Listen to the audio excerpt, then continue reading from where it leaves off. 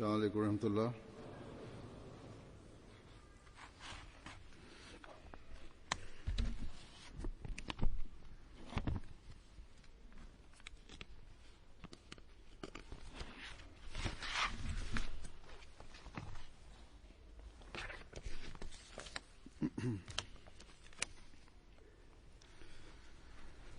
أشهد أن لا إله إلا الله وحده لا شريك له وأشهد أن محمدا عبده ورسوله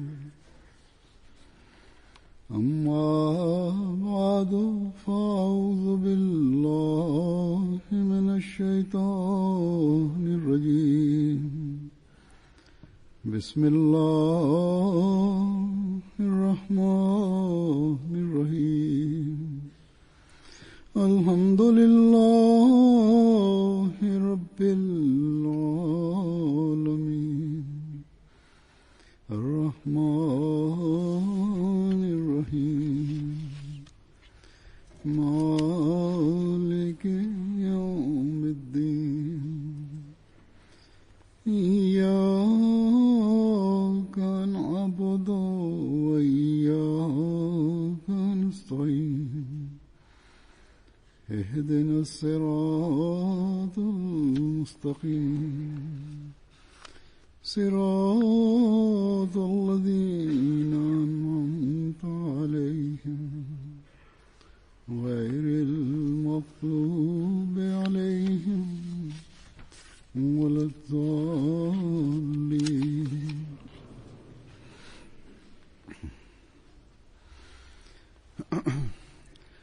حضرت صلی اللہ علیہ وسلم نے جب یہ فرمایا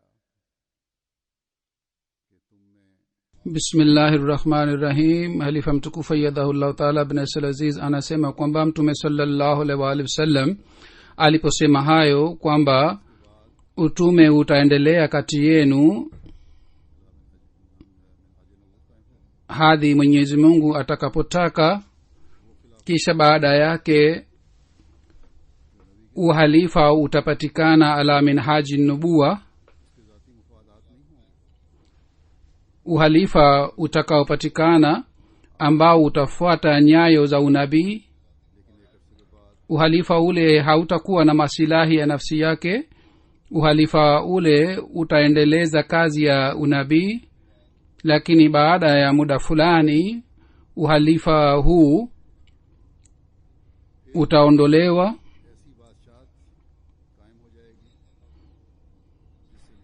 Neema hii itanyang'anywa kutoka kwenu, kisha baada ya hii ufalme utapatikana ambao utaleta shida au watu watasikia shida kwao.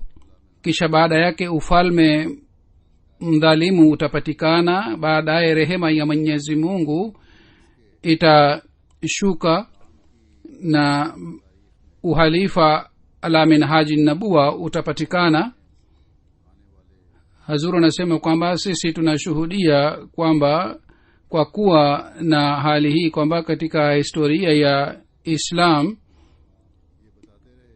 katika wakati mbalimbali viongozi wa Waislam waliendelea kujiita mahalifa na waliendelea kueleza kwamba daraja yao ni daraja ya halifa. Lakini licha ya kuwa na hali hii, wengi wa Waislamu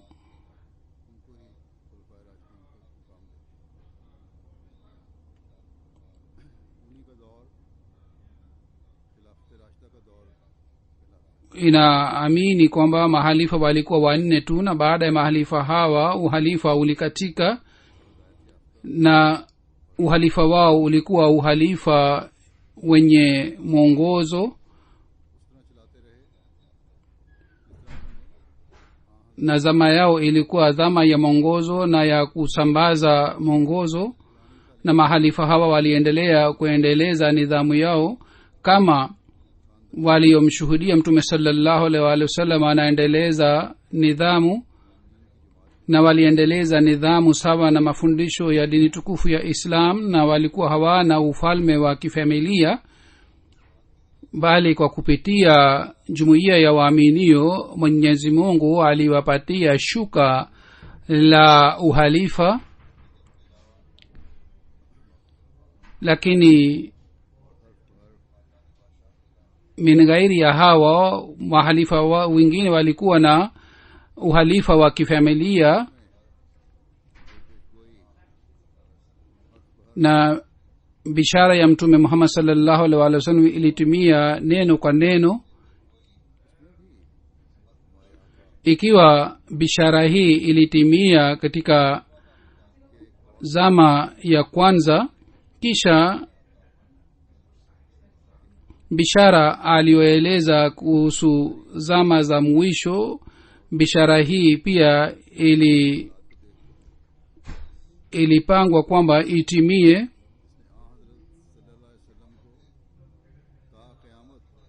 Kwa kuona hali ya Waislamu na kwa kuwategemea dunia,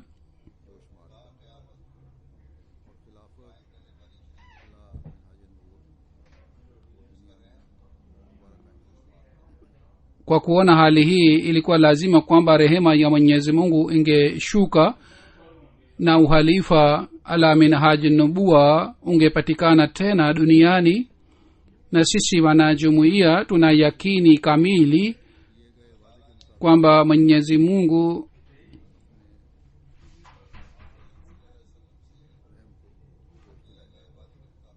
sawa na ahadi aliyofanya na mtume Muhammad sallallahu alaihi wasallam alileta rehema yake, na kwa kutimiza bishara na kauli ya mtume Muhammad sallallahu alaihi wasallam kwa kumpitia Sayyidina Ahmad alayhi salatu wassalam, alianzisha uhalifa ala minhaji nabuwa tena. Ikiwa upande moja Mwenyezi Mungu alimpatia Sayyidina Ahmad alayhi salatu wassalam cheo cha nabii katika umma wa mtume Muhammad sallallahu alaihi wasallam, vile vile alimpatia daraja ya khatamul khulafa. mradi wake ilikuwa hii kwamba silsila ya uhalifa wa mtume Muhammad sallallahu alaihi wasallam itaanza tena kwa kumpitia khatamul khulafa na kwa kumpitia Sayyidina alayhi salatu wassalam. Basi sisi ni wenye bahati nzuri ambao tumekuwa miongoni mwa wale waliopata sehemu ya bishara hii ya mtume Muhammad sallallahu alaihi wasallam aliotoa kuhusu kupatikana uhalifa la minhaji nabuwa. mtume sallallahu alaihi wasallam aya ya sura al-Jumaa ismayo wa akharina minhum lamma yalhaqu bihim, kwa kueleza maelezo yake aliunganisha watu wa baadaye pamoja na watu wa kwanza. Sisi tumekuwa miongoni mwa hawa watu waliotabiriwa, na yule ambaye kwake mtume Muhammad sallallahu alaihi wasallam alisema kwamba ataleta imani kutoka Kilimia, nyota ya Kilimia, sisi tumekuwa wafuasi wake. Na yule ambaye mtume Muhammad sallallahu alaihi wasallam alisema kwamba mumpelekee salamu yangu, sisi tumekuwa miongoni wa wafuasi wake. Kisha Mwenyezi Mungu aliteremsha fadhila zake juu ya wanajumuiya kwamba kwa kumpitia Sayyidina alayhi salatu wassalam, baada ya kufariki kwake, alianzisha nidhamu ya uhalifa na sisi tumekuwa wafuasi wake. Na fadhila hizi zote za Mwenyezi Mungu zinamtaka kila mwanajumuiya kwamba atoe shukrani yake, na kwa kufanya hivi wanajumuiya walete mabadiliko ndani yao, mabadiliko yale ambayo ni jukumu la wafuasi wa sainam alahi salatu wassalam ndipo watatimiza haki ya baiyati yao.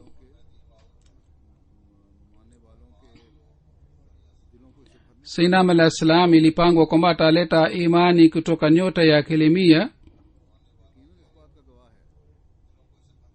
na atajaza mioyo ya wafuasi wake katika imani hii, na kila mwanajumuiya bila shaka ni shahidi wa hii kwamba sainam alahi salatu wassalam alishafanya kazi hii.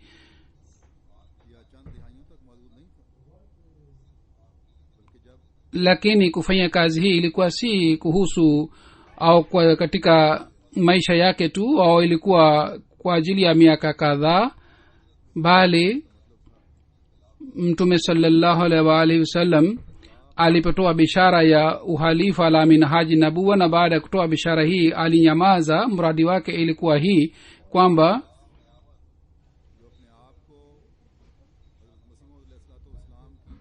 imani hii itabaki mpaka siku ya kiyama pamoja na shani yake, pamoja na heshima yake.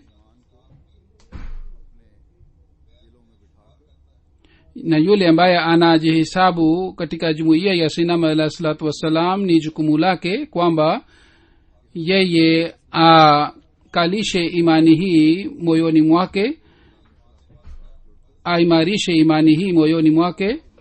na hii ni jukumu la wafuasi wa huyu sainam alahi salatu wassalam, kwamba uhalifa ulioanzishwa baada ya kufariki kwake, kwa kujiunga na uhalifa huu wasambaze ujumbe wake duniani kote na waimarishe umoja wa mwenyezi mungu duniani kote. kwa ajili ya kazi hii mwenyezi mungu alimtuma mtume wetu muhammad sallallahu alaihi wa alihi wasallam.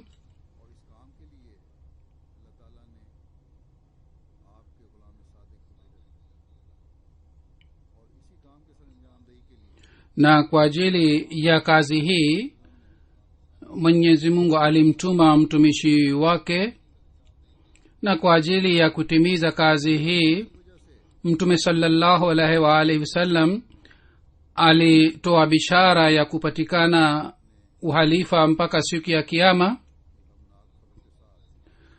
na kwa ajili ya hii sayyidna ahmad alahi salatu wassalam alipoeleza habari yake ya kuaga dunia hii alitoa bishara hii pia kwamba tangu awali ni sunna ya mwenyezi mungu kwamba anaonyesha kudra mbili ili aangamize furaha mbili za wapinzani. basi sasa hivi hii haiwezekani kwamba mwenyezi mungu aache na abadilishe sunna yake ya zamani. amesema kwa sababu kwa ajili yenu ni muhimu mshuhudie kudra ya pili, na kuja kwake ni nzuri kwa ajili yenu kwa sababu kudra ile itaendelea mpaka siku ya kiyama na haitakatika. basi kuleta imani duniani, kuimarisha imani duniani, mwenyezi mungu baada ya sainam alahi salatu wassalam aliendeleza kudra hii ya pili ambayo ni uhalifa. mwenyezi mungu hataki kwamba wapinzani wa dini wafurahi kwamba dini imefutika duniani. mwenyezi mungu hataki kwamba shaitani apate ushindi. mwenyezi mungu lazima ataangamiza furaha za wapinzani, kwa sababu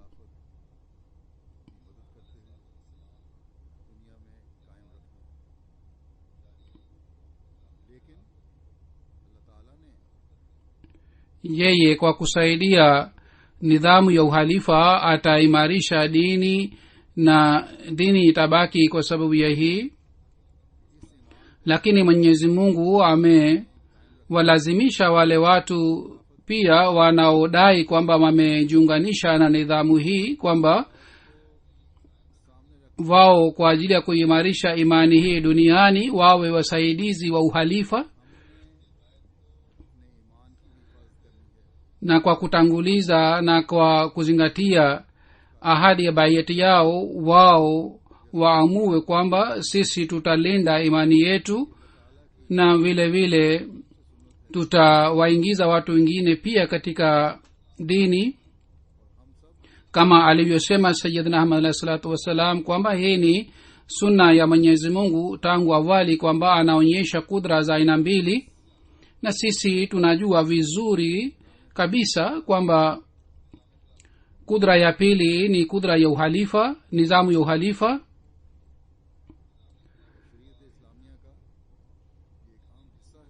Basi nidhamu ya uhalifa unahusika na maendeleo ya dini, na hii ni sehemu muhimu ya mafundisho ya dini tukufu ya Islam. Maendeleo ya dini hayawezi kupatikana bila uhalifa.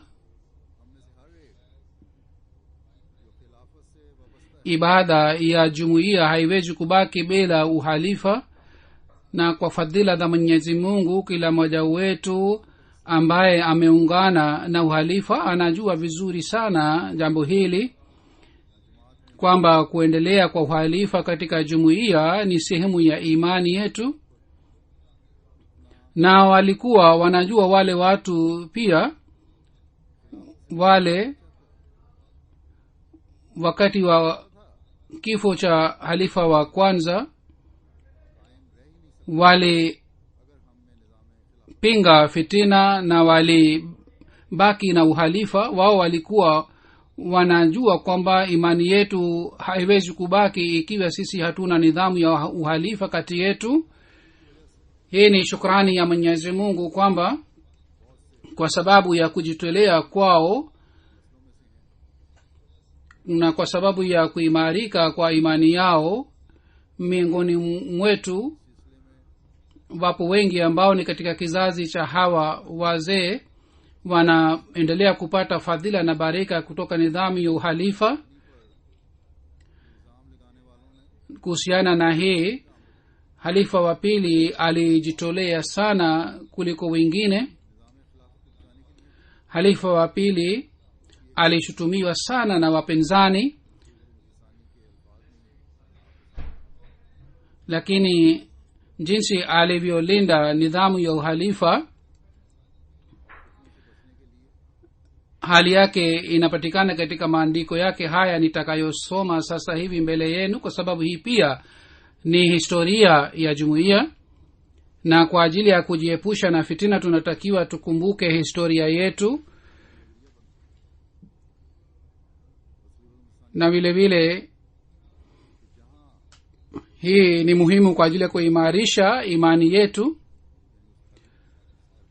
Halifa wa pili radhiyallahu ta'ala anhu anasema kwamba wakati halifa wa kwanza alipofariki, yani mahali ambapo halifa wa kwanza alipofariki, katika chumba kimoja nilimuita Mauli Muhammad Ali Saheb na nikamwambia kwamba asilete fitina wala vurugu kuhusu halifa, kwamba uhalifa unatakiwa au la, na nilimwambia kwamba yeye eleze maoni yake hivi tu, kwamba tumchague yule ambaye anaweza kulinda mali ya jumuiya na ambaye anaweza kuendeleza dini tukufu ya Islam mbele.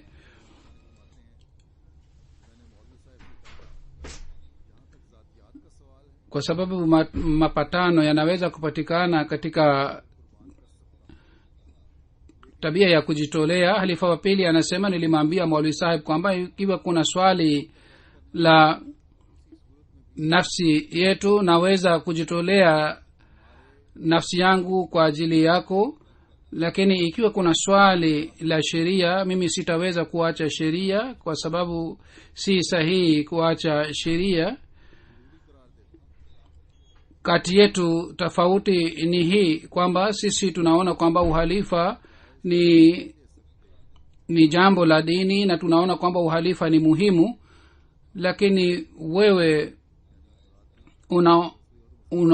huwezi kusema kwamba uhalifa hautakiwi, kwa sababu sasa hivi halifa wa kwanza amefariki na mulifanya bayati yake na sasa hivi amefariki na umeanza kuona uhuru, yani mulifanya bayati yake, lakini baada ya kufariki kwake mnasema kwamba sisi hatuhitaji uhalifa, ilhali katika wakati wake mulifanya bayati yake. Hazrat Muslim Maud anasema kwamba mulifanya bayat kwa miaka 6 na kitu ambacho kilikuwa halali kwa miaka 6 haiwezi kuwa haramu siku za usoni pia. Hii ndiyo ni tofauti baina yako na baina yetu. Ikiwa wewe unaacha msisitizo wako, lazima utafuata kitu ulichofuata mpaka leo, yani uliendelea kufanya bayat ya halifa wa kwanza, utalazimika kufanya bayat sasa hivi pia. Lakini ikiwa sisi tunaacha msisitizo wetu, tutalazimika kuacha kitu ambacho ni kinyume na sheria, na sisi hatukuwahi kufanya kitendo chochote kinyume chake. Basi uadilifu ni huu, kwamba wewe ufuate njia ambayo uliendelea kufuata mpaka leo, na usitulazimishe kwamba tufanye kinyume na dini yetu. Basi ikiwa kuna swali la maendeleo ya jumuiya na kwa ajili ya kuimarisha Islam, nani anaweza kufaa kuhusu mtu yeyote ukiafiki, yani Muislamu alimwambia kwamba ukimkubali mtu yeyote kuwa halifa, sisi pia tutamkubali. Kwa fadhila za Mwenyezi Mungu, wanajumuiya wengi walikuwa wakitaka kwamba nidhamu ya uhalifa upatikane, kwa sababu jumuiya ilikuwa inazingatia nasaha ya Sayyidina alayhi salatu wasalam. Wakati kikao kilipoendelea kwa muda mrefu, Maulvi Sahib aliendelea kusisitiza juu ya kauli yake. Watu wakaanza kugonga mlango kwamba muamue haraka na mkubali bayati yetu. Al-Muradi, halifa wa pili, anasema kwamba nilimwambia Maulvi Sahib kwamba mimi nimeshafuta wasiwasi yako. Sasa wewe unatakiwa uwe na swali hili kwamba nani anastahili kuwa halifa.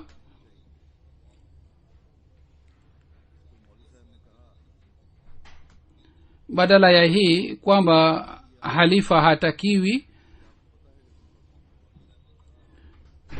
Kwa kusikia hii, Maulvi Sahib akasema kwamba mimi najua kwamba namna gani, kwa sababu gani unasisitiza kwamba unajua nani atakuwa halifa. Hazrat Muslim Maud akasema, nikamwambia kwamba mimi sijui nani atakuwa halifa, nani atachaguliwa kuwa halifa. Halifa wa pili akasema kwamba mimi nitafanya bayati yake,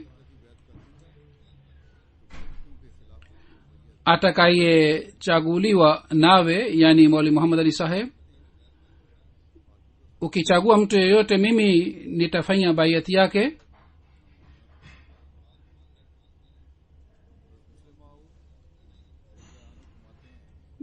Kwa hivyo upinzani hauwezi kupatikana, lakini Maulvi Sahib hakukubali. Hazrat Muslim Maud ta'ala anhu anasema kwamba mimi nilimwambia Maulvi Sahib kwamba wewe unafanya dhana mbaya kuhusu mimi, namna gani nikuonyeshe moyo wangu. Mimi nipo tayari kujitolea sawa na uwezo wangu.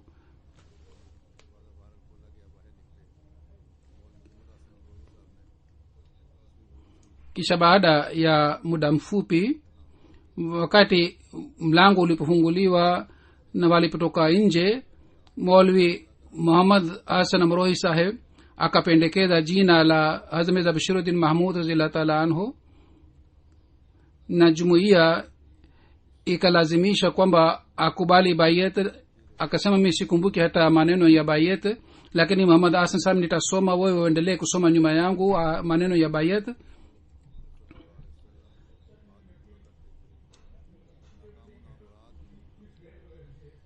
Wale wote waliotaka kuleta fitina katika jumuiya, Mwenyezi Mungu aliwafedhehesha shawa na bishara yake, na wao hawakuweza kufaulu.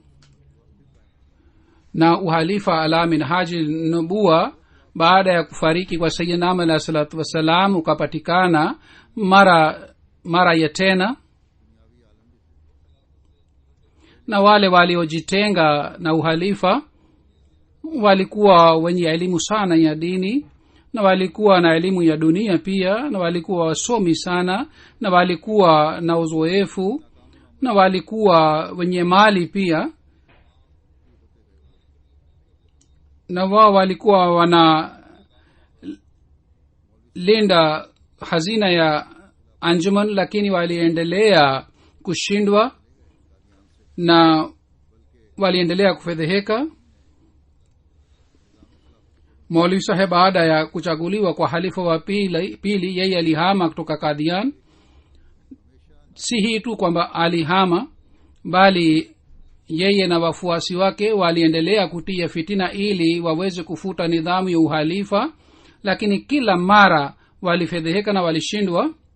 Kwa nini? Kwa sababu ya hii kwamba Mwenyezi Mungu aliahidi kwamba nidhamu ya uhalifa utaendelea. Wakati hawa watu waliposhindwa kwa upande zote, na walikuwa naaga na walikuwa na hama kutoka Kadian, na walichukua mali yote ya jumuiya, wakati wa kuondoka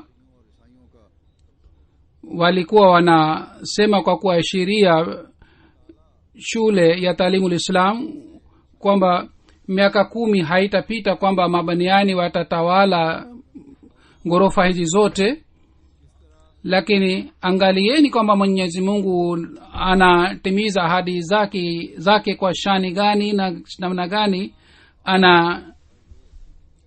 anatimiza bishara zake, na namna gani anatimiza bishara aliyofanya na Sayyidina alayhi salatu wassalam mara moja tu, bali anaendelea kutimiza bishara hii mpaka leo. Wao walisema kwamba kwa miaka 10 nyumba hizi zote za jumuiya zitachukuliwa na mabaniani na Wakristo, lakini Mwenyezi Mungu ana kazi zake, na kazi zake zina shani. Miaka 10 ilipita na miaka mingi ilipita baadaye, na mpaka leo imekuwa miaka 101 tangu waliposema maneno haya.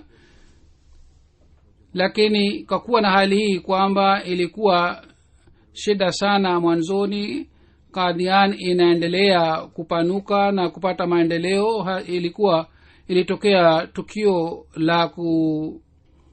ya partition, na madarwesh waliachwa katika Kadian. Walikuwa wachache kama mamia kadhaa, lakini sasa katika Kadian nyumba za kisasa zinajengwa huko Kadian. Wao walisema kwamba shule moja itayanganywa na itachukuliwa na mabaniani, lakini sasa shule chungu mzima zinajengwa huko Kadian, na kazi ya tabligh pia imepanuka sana. Tena si katika Kadian tu hali hii inapatikana, bali katika nchi mbalimbali za dunia. Jumuiya inayoungana na uhalifa, jumuiya ile ina nyumba kubwa sana, ina ghorofa kubwa sana, na hii inaonyesha msaada wa Mwenyezi Mungu upo pamoja na jumuiya. Na watu wanapata mafundisho mazuri ya dini tukufu ya Islam kwa kupitia jumuiya hii. Huu ni msaada wa Mwenyezi Mungu pamoja na uhalifa wa jumuiya, na sisi tunashuhudia matukio yake kila siku. Na katika Germany pia hali hii inapatikana, na wanaoungana na uhalifa wanaendelea kupata baraka. Hivi karibuni idara 2 za Germany, Sarula na Lajna Maila, kwa kushirikiana wamenunua ghorofa yenye ghorofa 5 ambayo bei yake ni euro 1.7 million, na wale waliochukua hela yote ya jumuiya na waliacha hata chini ya rupia moja, walikuwa nacheka kwamba namna gani wataweza kuendeleza nidhamu ya jumuiya. wao wajue kwamba idara mbili ndogo za jumuiya zimenunua nyumba zenye ghorofa 5 kwa kutumia takriban milioni 2. ikiwa huu si msaada wa Mwenyezi Mungu tena ni nini? Na wale waliotenga katika uhalifa, nidhamu yao yote imeharibika, na miongoni mwao walikuwa wenye moyo safi, wenye roho safi. Wao walipogundua na walipojua wakajiunga na jumuiya. Hata mpaka leo katika kizazi chao wao wanapogundua kosa lao wanaendelea kujiunga na jumuiya na wanaendelea kuja chini ya bendera ya uhalifa. Kisha siku hizi duniani kazi ya tabligh pia inafanyika chini ya nidhamu ya uhalifa,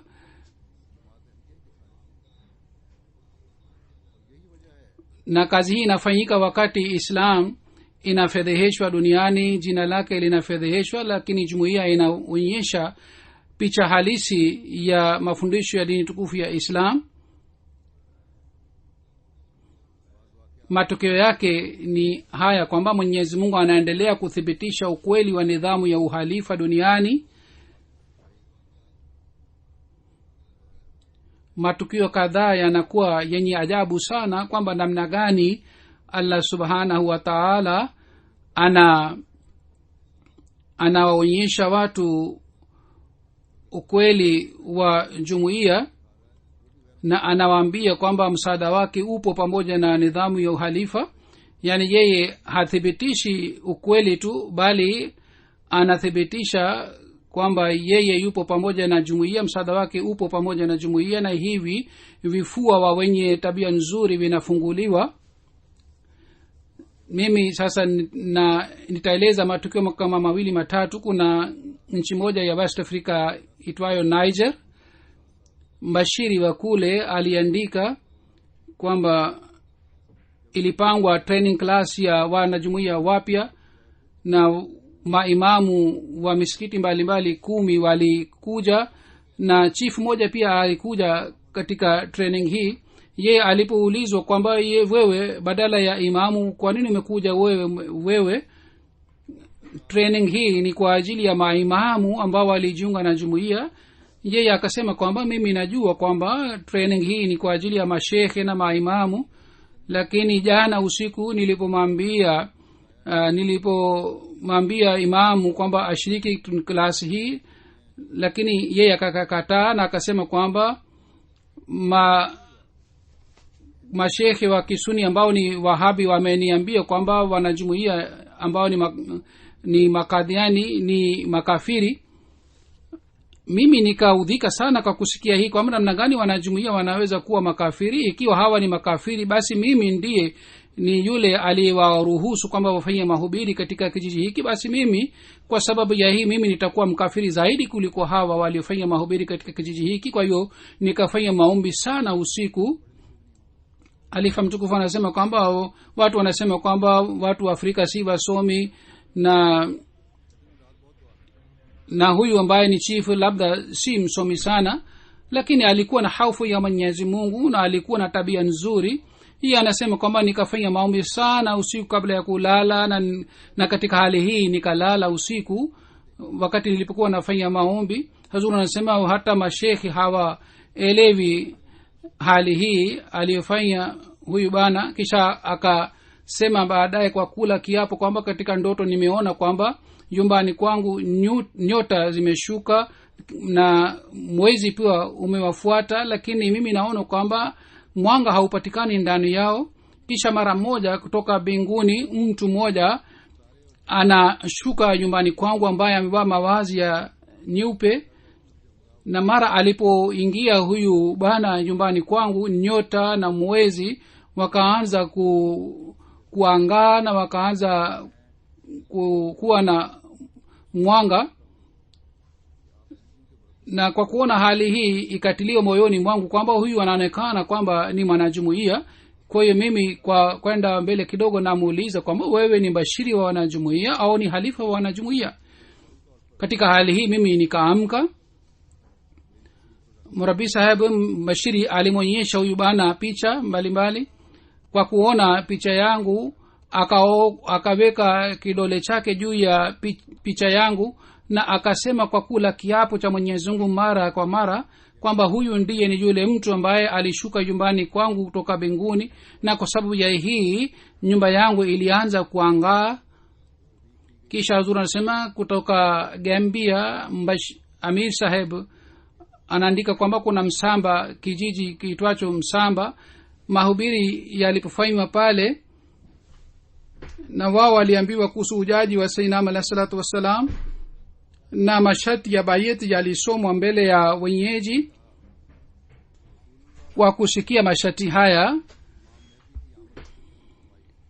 chairman wa kazi ya maendeleo ya kijiji akasema kwamba Mtume Muhammad sallallahu alaihi wasallam alitoa bishara ya ujaji wa Imam Mahdi alayhi salam, na leo sisi tunasikia mara ya kwanza kwamba Imam Mahdi ameshakuja. na tangu sisi tumeshuhudia jumuiya, sisi tumeathirika sana. na akasema kwamba Ahmadiyya ni Waislamu haswa kwa sababu wana nguvu ya uhalifa na wao wako kitu kimoja. na yeye alipoonyeshwa picha yangu akasema kwamba huyu mtu namuona kila siku katika MTA, katika TV. kisha yeye na watu wengine ambao walikuwa 350 wote wakajiunga na jumuiya.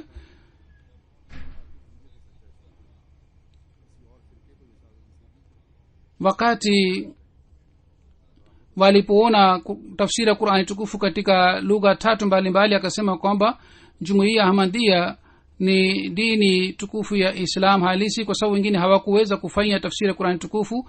kisha hatimaye wakasema kwamba watabaki juu ya jumuiya na hawatarudi nyuma, kwa sababu hii ndiyo ni Islam halisi, mashekhe wengine wanadanganya tu. kisha Hazur anasema kwamba katika ziara hii yangu ya Germany, katika ufunguzi wa msikiti, wenyeji wa pale ambao walikuwa katika idara mbalimbali ya maisha, wengine walikuwa wanasiasa, wengine walikuwa wenye biashara na walimu, na wengine walikuwa wasomi mbalimbali, kina mama na kina baba. miongoni mwa hawa wengi wao walitoa maoni yao. mmoja wao alisema, mimi nawajua wanajumuiya wengi sana. na yule mwanamke akasema kwamba mimi najua sana kuhusu jumuiya, lakini akamwambia yule aliyemwambia, akasema jinsi niliyoathirika kwa kusikia hutuba ya halifa wako usikuathirika na mtu mwingine yeyote. leo nimejua kuhusu mafundisho sahihi ya dini tukufu ya Islam. Hazur anasema hizi ni fadhila za Mwenyezi Mungu zinazopatikana kwa sababu ya uhalifa. mimi ni mtu wa kawaida, mimi najua hali yangu ikoje, mimi sina sifa yoyote, lakini Mwenyezi Mungu ameahidi kwamba atasaidia uhalifa, na bila shaka Mwenyezi Mungu anatimiza ahadi zake. aliendelea kusaidia uhalifa na inshallah siku za usoni pia ataendelea kusaidia uhalifa,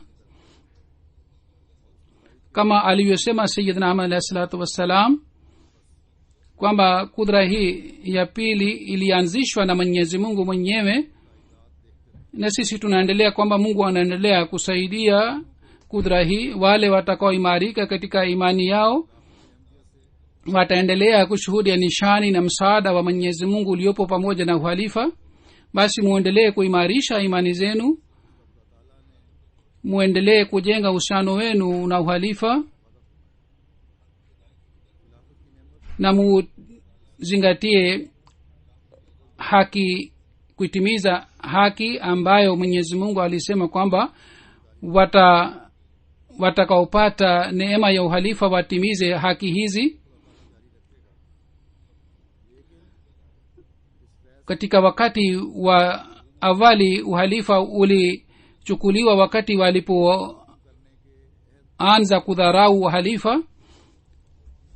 Sasa Mwenyezi Mungu ataendelea kusaidia uhalifa, lakini hawatapata baraka wale ambao hawatatimiza ahadi hii kwamba watatanguliza dini juu ya dunia.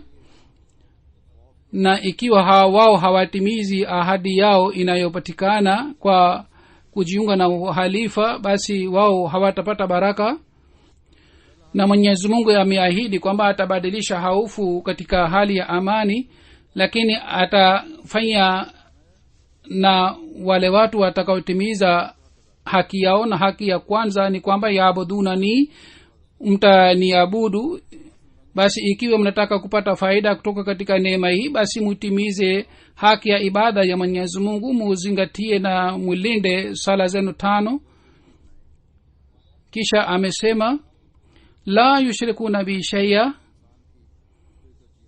hawata ni shirikisha chochote. Basi katika dunia hii ambapo mtu ana malengo yake mbalimbali, hasusan katika nchi hizi za maendeleo ambapo watu wanashindana katika mali, watu wengine wametanguliza mambo haya ya dunia juu ya kazi ya Mwenyezi Mungu.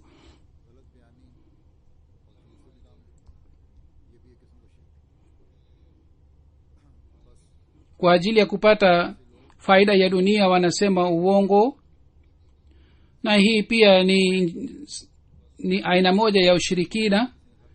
Basi hawa watu hawawezi kupata baraka kutoka kwa uhalifa katika hali hii. Mtu mmoja kutoka Germany aliniandikia barua kwamba alikuwa anamhubiri mtu fulani, yeye akaelewa mambo yote na akakubali kwamba Sayyidina Muhammad sallam ni mkweli.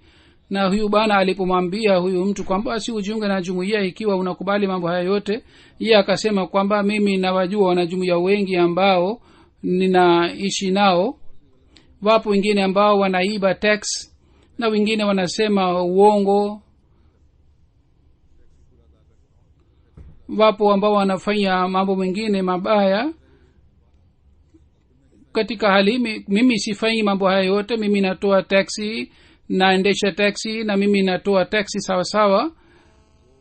Namna gani mimi sasa nijiunge na hawa? Mimi ni bora kuliko hawa kwa kuwa na hii kwamba nimekubali itikadi zako zote. Hazur anasema jibu lake si sahihi kwa sababu ya kutokumpokea Mwenyezi Mungu na mtume wake. Yeye ataulizwa na Mwenyezi Mungu, amekuwa mkosefu, kwa sababu Mwenyezi Mungu atamuuliza, wewe ulipojua uhakika na ukweli kwa sababu ya watu kadhaa, kwa nini ulikataa ukweli ule? Kwa nini hukukubali amri yangu? Lakini wanajumuiya wa aina hii kwa sababu ya vitendo vyao vibaya wanakuwa na dhambi mara mbili. Wao wenyewe watakosa fadhila za Mwenyezi Mungu na wanafukuza mbali watu wengine pia katika fadhila za Mwenyezi Mungu. Kuhusu watu wa aina hii Mwenyezi Sayyidina Muhammad sallallahu alaihi wasallam alisema kwamba kwa kuninasibisha hawa wananifedhehesha. Basi hawa ambao wanamfedhehesha Sayyidina Muhammad sallallahu alaihi wasallam, wao watapataje baraka kutoka katika uhalifa? Basi watu wa aina hii wanatakiwa wazingatie amali zao na wachunguze vitendo vyao. vile vile wanaotoa huduma za jumuiya na ni viongozi wa jumuiya, nataka kuwaambia hawa pia kwamba baraka yote inayopatikana katika kazi zenu, au ikiwa mnapata uwezo wa kufanya kazi kutoa huduma zenu, hii yote ni kwa sababu mnaungana na uhalifa. Ikiwa mnatenga na mnajitenga, hamwezi kufanya kazi yoyote wala hamwezi kupata baraka yoyote. Watu wengine wapo ambao wanasema kwamba matokeo mazuri yalipatikana kwa sababu ya elimu ya dunia, kwa sababu ya akili yao. na kwa sababu ya juhudi yake. Ikiwa anaona hivi, basi yeye ni mwenye makosa. Kazi inayofanywa kwa jina la jumuiya, ikiwa kazi ile inafanywa kwa kuacha uhalifa, baraka haitapatikana ndani yake hata kidogo. Kama nilivyosema, wale waliojitenga waliona matokeo yao ilitokea vipi na ilikuwaje. Idadi yao inaendelea pungua siku hadi siku, na uongozi wao unaendelea kusambaratika, na nidhamu yao inaendelea kuharibika. Basi ni mapenzi na utii wa uhalifa ambao unavuta fadhila za Mwenyezi Mungu, na matokeo mazuri yanapatikana. Kwa sababu hii ni nidhamu iliyoanzishwa na Mwenyezi Mungu mwenyewe. Basi sasa kwa ajili ya maendeleo ya jumuiya na kwa maendeleo ya dini, alisema yatapatikana kwa kuungana na uhalifa. Basi ikiwa mwenye madaraka yoyote ambaye anaona kwamba kazi ile ilifanyika kwa sababu yake yeye, anatakiwa yeye afanye istighfar. Basi katika maendeleo ya jumuiya, elimu ya maulama haifai kazi hata kidogo, wala mwenye akili haifai hata kidogo, wala yule ambaye ana elimu ya dini, elimu yake pia haifai hata kidogo.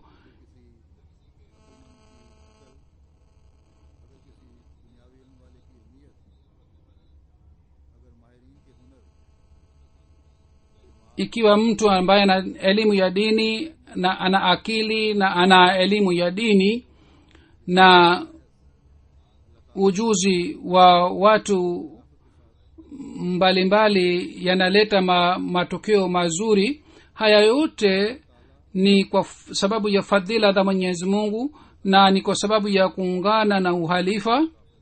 Kwa sababu ya kuungana na uhalifa, Mwenyezi Mungu amesema ataleta matokeo mazuri, ndiyo maana anatoa matokeo mazuri.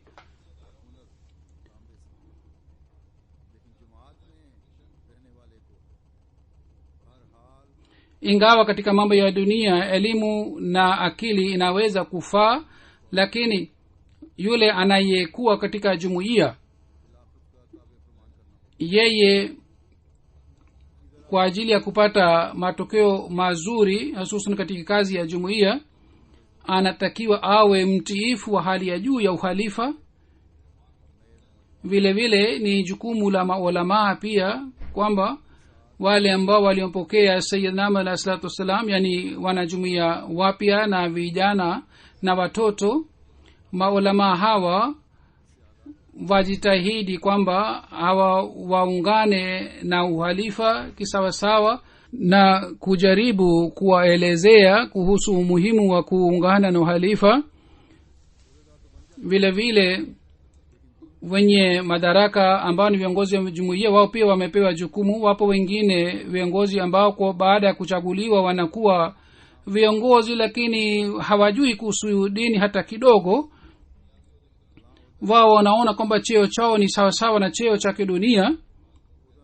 Watu wengine napowauliza, wanaponiambia kwamba mimi nina cheo fulani, na waambia kwamba msiseme kwamba nina cheo, bali seme kwamba nimepewa huduma. Ikiwa Mwenyezi Mungu amepatia nafasi ya kuhudumia dini, basi katika hali hii muongeze elimu yenu ya dini, na vile vile muongeze imani yenu na utii wenu na uchamungu wenu, na ujenge uhusiano wenu na uhalifa zaidi. Wapo viongozi wa aina hii ambao wanafanya juhudi ili waonyeshe kwamba wao ni muhimu sana na wao ni viongozi katika jumuiya, lakini kuhusu uhalifa wanaona kwamba katika mwaka wakisherekea mkutano wa Yom Khilafa basi wametimiza jukumu lao. Hazuru anasema, niliwahi kueleza wakati fulani kwamba kwa kumpitia Hazrat Muslim radhiyallahu ta'ala anhu nilieleza kwamba kadiri jumuiya inatakiwa ifanye juhudi kuhusu kuungana na uhalifa, sawa na hali ile jumuiya haifanyi kazi. lakini baada ya nasaha yangu hutuba zimeanza kutolewa katika mkutano, lakini inatakiwa ielezwe sana hii kwamba musikie halifa anasema nini, kisha mufuate amri zake zote na mujenge uhusiano wenu na uhalifa. wale watu wanaoelewa jambo hili wanaona kwamba hali yao imebadilika sana hivi karibuni. kutoka Canada takriban 100 na kutoka Marekani takriban khudam 200 walikuja huko London, walikuja kukutana nami. miongoni mwa hawa walikuwa na jumuiya wapya pia. walikaa siku 3. baada ya kurudi au baada ya siku 3 maoni yao yalibadilika kabisa, na wao walikuwa wanaonyesha imani na utii wao. kwa kuona hali yao hii mtu anashangaa, na baada ya kurudi katika nchi yao pia walieleza hali yao hii na waliahidi kwamba sasa tutasali sala zote bila kukosa, na waliahidi kwamba watajenga uhusiano mzuri na jumuiya, na waliahidi kwamba watajenga uhusiano na uhalifa zaidi na zaidi.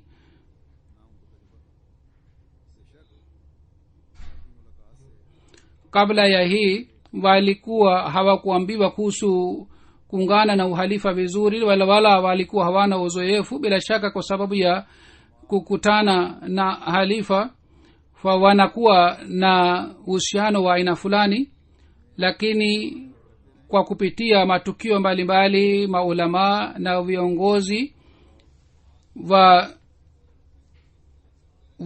waendelee kueleza katika jumuiya, katika hali hii imani zitaimarika.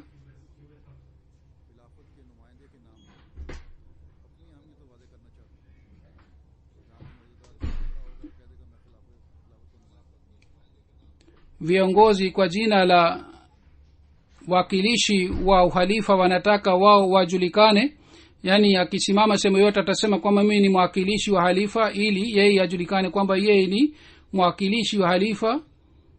miongoni mwa hawa ni kina mama na kina baba pia, yani viongozi kutoka kina mama na kina baba wapo wanaofanya hivi, lakini hawakuelewa vizuri au jinsi iliyotakiwa umuhimu wa kuungana na uhalifa. ikiwa watafanya juhudi ya kuimarisha uhusiano wao na uhalifa, umuhimu wao utazidi wenyewe. hii ndiyo ni jukumu la maulama, na katika hawa ni wote, wawe wabashiri, viongozi mbalimbali wa jumuiya au wa maulama wa dini, wao wawe mikono wa halifa, wafanye amali zao sawa na amri ya halifa, na wasihi wengine pia kwamba wao pia wafanye hivi. wazo hili si sahihi kwamba imesema mara moja basi inatosha. nasaha hii inatakiwa itolewe mara kwa mara katika jumuiya. katika hutuba fulani halifa wa pili radhiallahu taala aliwasihi wabashiri na maulama. alisema kila muaminio ambaye anapenda na ana uchungu wa dini, na yeye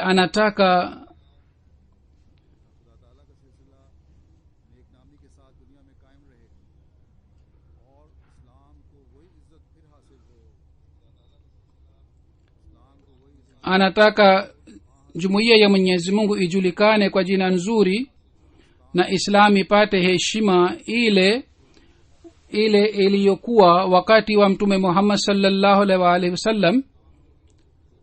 na kwa ajili ya kazi hii juhudi ya Sayyidina alayhi salatu wasalam isiende bure. basi katika hali hii ni jukumu lake kwamba yeye kwa kumsaidia halifa aendelee kufanya kazi hii kiasi hiki kwamba jumuiya irekebike. ni jukumu la hawa watu kwamba kama wakati wa harusi watu wanafanya sehemu mbele ya kanzu ili wapate tamu zaidi. vile vile wakati halifa anaposema kuhusu kurekebisha jumuiya, hawa wapokee na waeleze mbele ya jumuiya na waendelee kueleza na mara kwa mara. Hata yule ambaye hana akili sana yeye pia aelewe na aweze kufuata njia ya dini. Mwenyezi Mungu awajalie wanajumuiya wote na viongozi wa jumuiya kwamba